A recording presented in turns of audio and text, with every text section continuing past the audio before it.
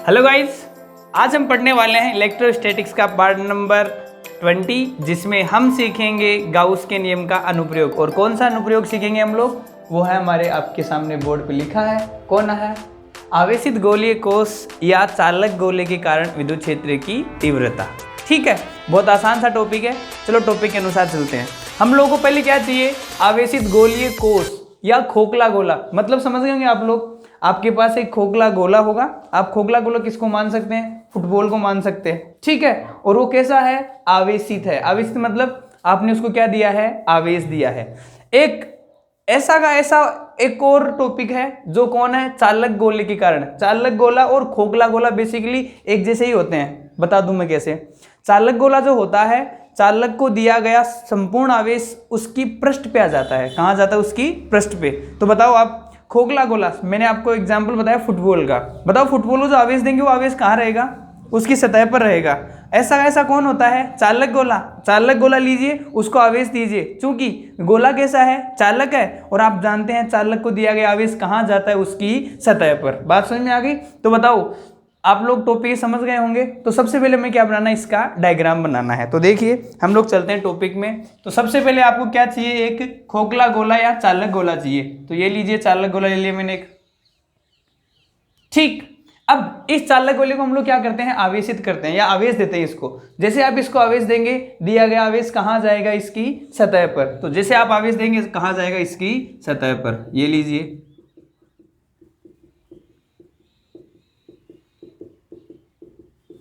ये लीजिए, एक समान रूप से आवेश कहाँ गया? इसकी सतह पर आ गया।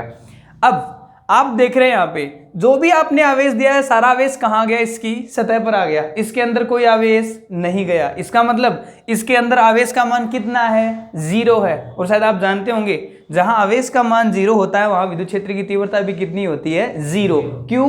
क्योंकि विद्युत क्षेत्र की तीव्रता E बराबर का फॉर्मूला क्या आता है? KQ/R²। जहां पर Q ही नहीं है वहां विद्युत क्षेत्र की तीव्रता कितनी होगी? 0। इसका मतलब चाहे खोखला गोला हो या चालक गोला हो, उसके अंदर विद्युत क्षेत्र की तीव्रता कितनी रहेगी? 0। ठीक है। अच्छा, अब चलते हैं हम लोग टॉपिक के अनुसार। देखो बोर्ड एग्जाम में ये क्वेश्चन आता है 4 मार्क्स का। कितने मार्क्स का आता है? 4 मार्क्स का। तो उसके लिए आप लोग स्टेप से इस क्वेश्चन को सोल्व करना पड़ेगा। तो सबसे पहले आप क्या करेंगे? ये जो विद्युत क्षेत्र की तीव्रता है किसी भी खोखले गोले कारण या चालक गोले कारण या अचालक गोले कारण, उसको हम लोग निकालेंगे 3 परिस्थितियों में। कितनी परिस्थितियों निकालेंगे? 3 परिस्थितियां। कौन कौन सी हो सकती हैं? सुनेंगे ध्यान से। मान लीजिए ये जो गोला है आपके पास, इसकी त्रिज्या कैपिटल R है। कितनी त्रिज्या इसकी? कैपिटल R है। इसका मिड पॉइंट कौन है? केंद्र बिंदु O है। हम लोग कहाँ कहाँ तीव्रता निकालेंगे? एक तीव्रता निकालेंगे हम लोग चालक गोले के बाहर। कहाँ निकालेंगे? चालक गोले के बाहर। तो बताओ बिंदु P को कहाँ ले लेंगे? बाहर ले लेंगे।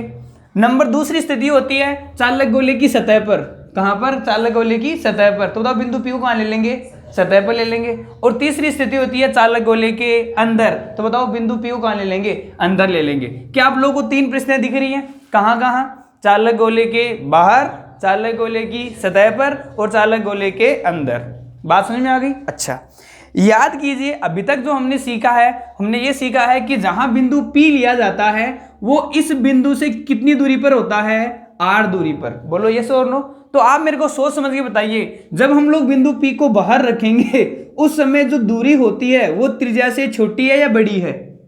बड़ी है। इसका मतलब ये हुआ जब बिंदु गोले के बाहर होगा उस समय स्थिति होगी, बोलो कौन? R greater than capital R। बोलो हाँ या ना?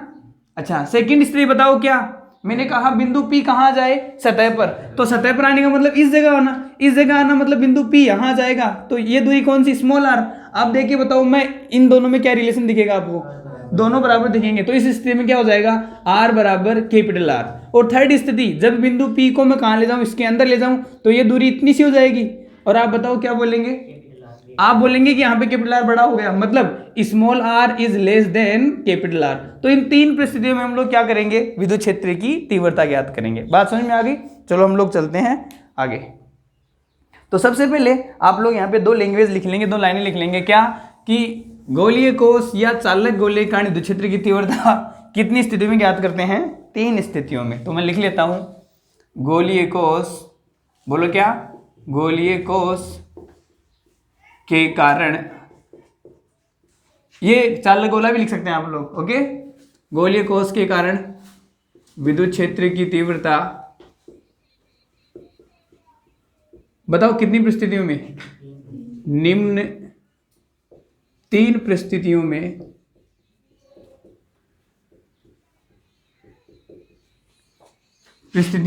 ज्ञात करते हैं। निम्न 3 परिस्थितियों में ज्ञात करते हैं। पहली जो स्थिति है वो होगी कौन सी, गोलीय कोष के बाहर। बताओ पहली स्थिति कौन सी है, गोलीय कोष के बाहर, मतलब बिंदु P कहाँ होगा, गोले के बाहर होगा। तो बताओ जब बिंदु P गोले के बाहर होगा तो क्या मैंने अभी आपको बताया था, स्मॉल r का मान छोटा होगा बड़ा होगा, बड़ा होगा। तो small r is greater than capital R। चिंता ना करें, अभी आपको पता लग जाएगा कैसे छोटा बड़ा है। सबसे पहले हम लोग बाहर का डायग्राम बनाते हैं। तो सबसे पहले आप क्या लीजिए, एक गोला लीजिए, ये लीजिए, मैंने एक गोला ले लिया, ठीक। इस गोले की त्रिज्या कितनी है, कैपिटल R है। ये मिड पॉइंट कौन सा, O, केंद्र बिंदु, ठीक। अब इसको क्या करना है, आपको आवेश देना है। दिया गया आवेश कहाँ रहेगा, सतह पर। ये लीजिए,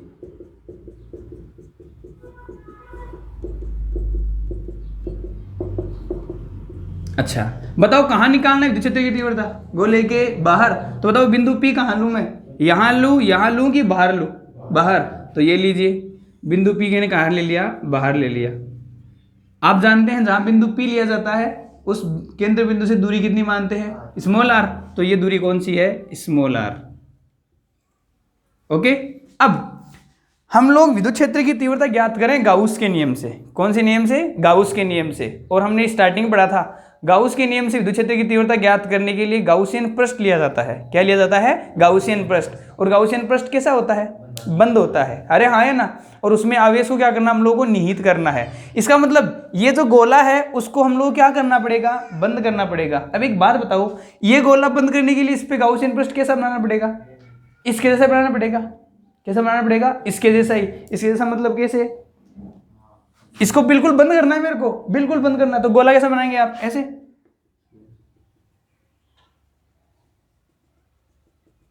बोलो हाँ या ना।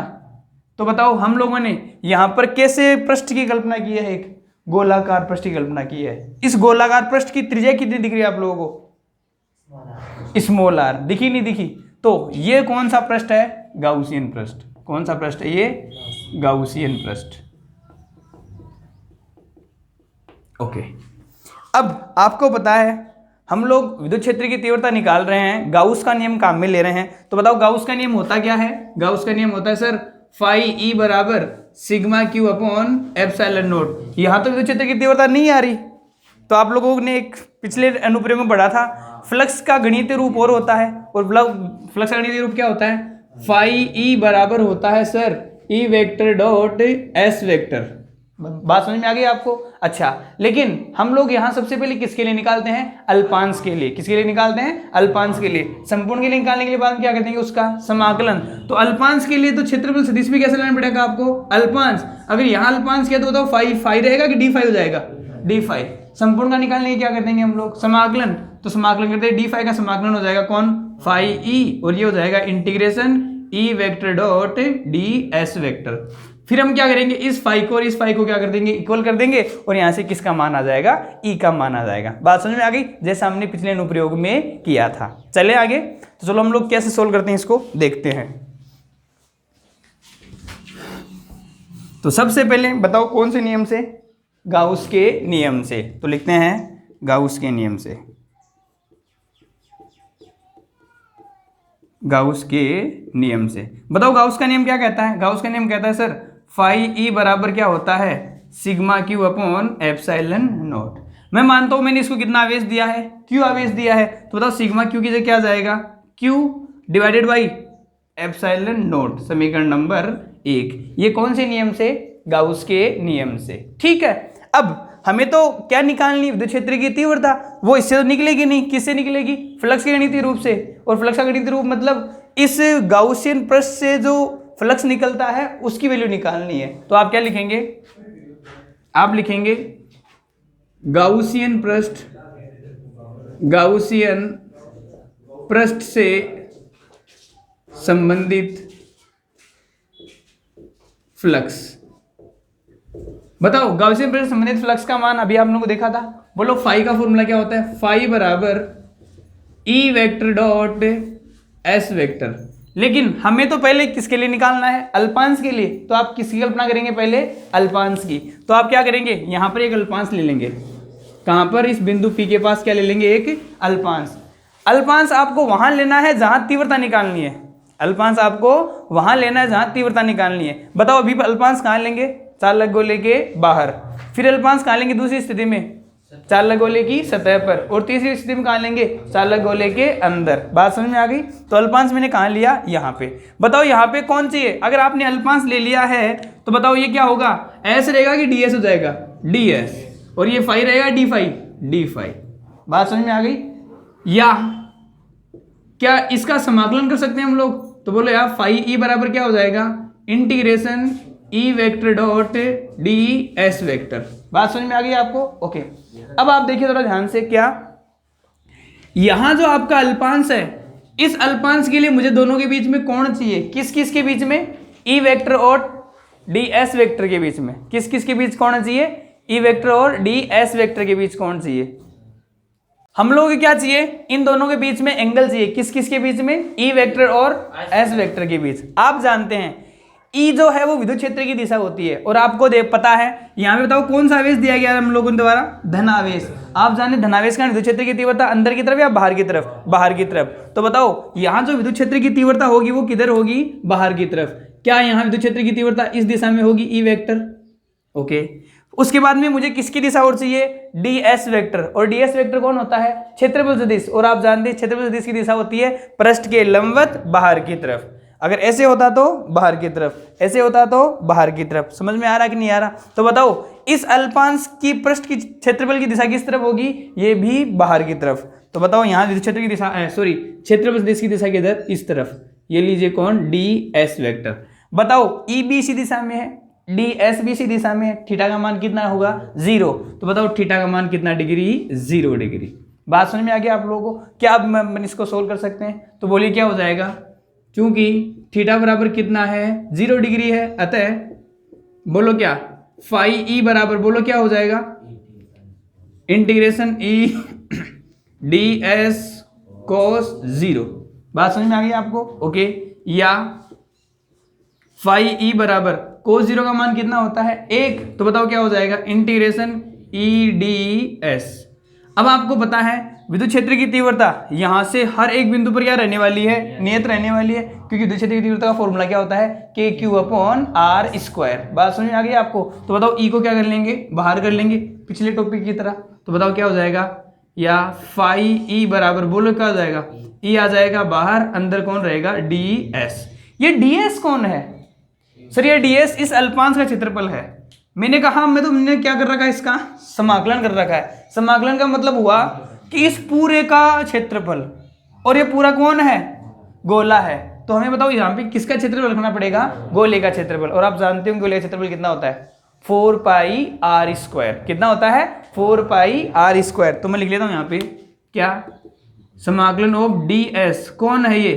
4 पाई आर स्क्वायर। अच्छा बताओ स्मॉल आर स्क्वायर या capital R square? Small R square. क्यों?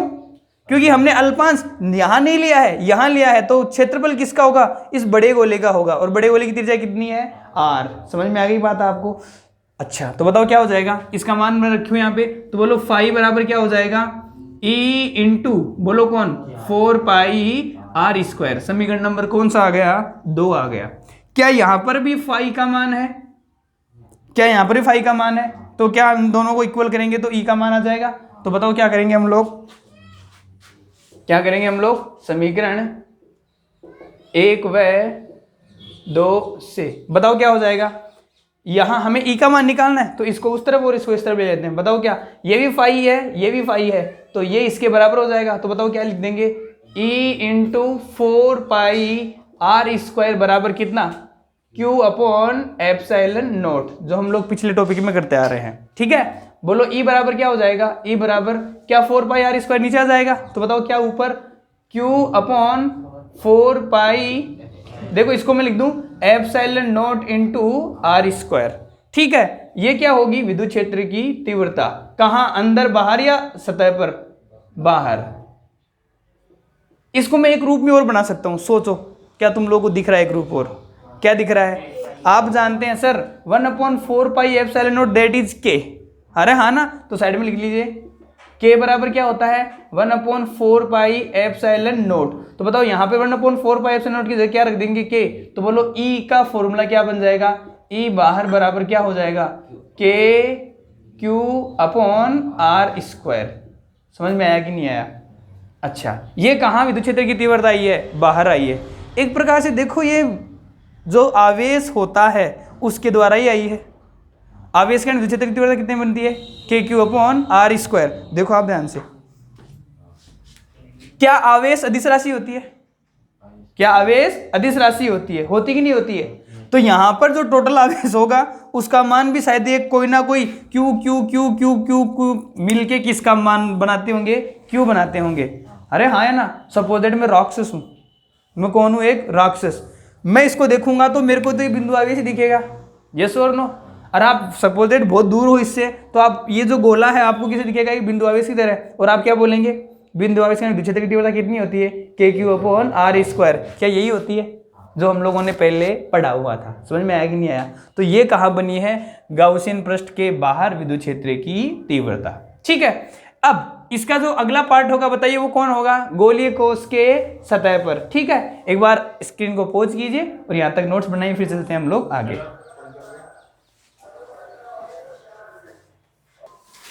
अगला जो हमारा भाग है, सेकंड भाग इसका, वो कौन सा है, गोलीय कोश की सतह पर विद्युत क्षेत्र की तीव्रता। ठीक है, तो बताओ अब हम क्या करेंगे, बिंदु P को कहाँ रखेंगे, गोलीय कोश के बाहर सतह पर या अंदर? अब बिंदु P को कहाँ लेके आ जाएंगे हम लोग, गोलीय कोश की सतह पर। तो सबसे पहले गोलीय कोश बना लीजिए, ये रहा गोलीय कोश। ठीक है, इसकी त्रिज्या कितनी है, कैपिटल R। इसको हमने आवेश कितना दिया है, प्लस Q आवेश।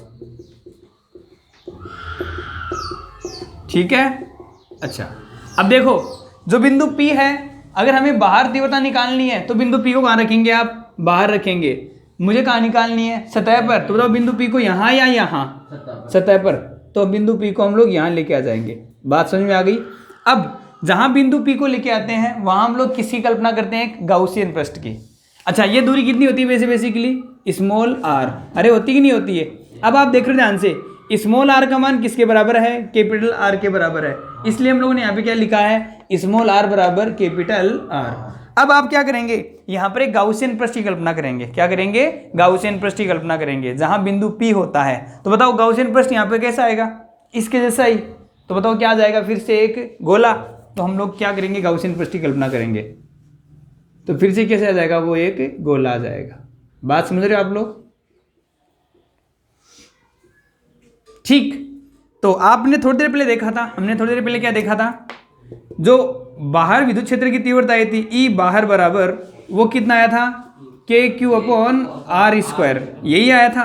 एक बात बताओ, ये दूरी भी कौन है, स्मॉल r है। जब ये बिंदु P बाहर था तो ये था इतना, अब बिंदु P कहाँ आ गया, इस पे आ गया। तो क्या आप लोग दिख रहा है कि स्मॉल r का मान किसके बराबर कर सकते हैं हम लोग, कैपिटल R के बराबर। क्या ये समीकरण नंबर आपके पास शायद 2 आया था, सॉरी 3 आया था। ये समीकरण नंबर कौन आया था, 3। तो आप लोगों को कुछ नहीं करना, बताओ आपको क्या करना है, समीकरण नंबर 3 में किसका मान कितना कर लिखना है, स्मॉल r का मान कितना करना है, कैपिटल R करना है। बात समझ में आ गई? तो हम लोग क्या लिख देंगे सीधा, चूंकि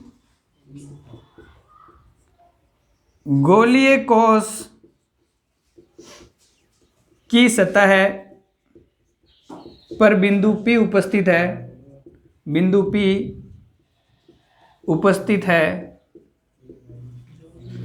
अतः समीकरण 3 में, अतः समीकरण 3 में बताओ किसका मान क्या रखने पर, स्मॉल r बराबर कैपिटल R रखने पर रख दीजिए। बताओ क्या आ जाएगा, ये आ जाएगा, बोलो क्या, ई बाहर हो जाएगा या सतह हो जाएगा, सतह। तो हो जाएगा ये ई सतह बराबर, बोलो कौन, के क्यू अपॉन स्मॉल आर या कैपिटल आर?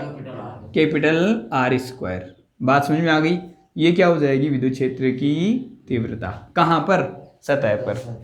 आसान था। अब बताओ कहाँ निकली तीसरी स्थिति? गोले के अंदर। तो तीसरी स्थिति बताओ कहाँ पर? गोलीय कोश के अंदर। बोलो कहाँ? गोलीय कोश के अंदर विद्युत क्षेत्र। बताओ गोलीय कोश के अंदर बिंदु P कहाँ चला जाएगा? गोले के अंदर चला जाएगा। तो आप इस स्थिति में बताओ स्मॉल आर का मान कैपिटल आर से बड़ा होगा कि छोटा होगा? छोटा। तो आप बताओ क्या लिख देंगे हम लोग अंदर के लिए? Small R is less than capital R. Okay, तो सोल्व करते हैं। तो सबसे पहले वही क्या बनाना, आपको एक डायग्राम बनाना है। ये लीजिए डायग्राम बनाया। इसकी त्रिज्या कितनी है? Capital R. इसका सेंटर कौन है? O। हमने इसको कौन सा आवेश दिया? धन आवेश। धन आवेश कहाँ रहेगा? इसकी सतह पर एक समान रूप से वितरित रहेगा। ओके, अब बताओ स्थिति के अनुसार बिंदु P कहाँ लेना है? गोले के अंदर। तो बताओ बिंदु P कहाँ रहेगा? गोले के अंदर। ये रहा बिंदु P और ये दूरी कितनी होती है? Small r। तो जहां बिंदु P लिया जाता है वहां गाउसियन पृष्ठ की कल्पना की जाती है। तो जब आप लोग यहाँ गाउसियन पृष्ठ की कल्पना करेंगे, ये लीजिए, तो आप क्या देख रहे हैं? इस गाउसियन पृष्ठ में कोई परिबद्ध आवेश है कि नहीं है? नहीं है। क्यों नहीं है? क्योंकि संपूर्ण आवेश तो कहाँ है? इसकी सतह पर है। जहां आवेश ही नहीं है वहां विद्युत क्षेत्र की तीव्रता बनेगी क्या? नहीं। तो आप लोग क्या बोलेंगे? आप लोग बोलेंगे उपरोक्त स्थिति में। बोलो कौन सी स्थिति में? उपरोक्त स्थिति में। या ऐसे लिख दो सीधा, गोलीय कोश के अंदर गोलीय कोश को दिया गया आवेश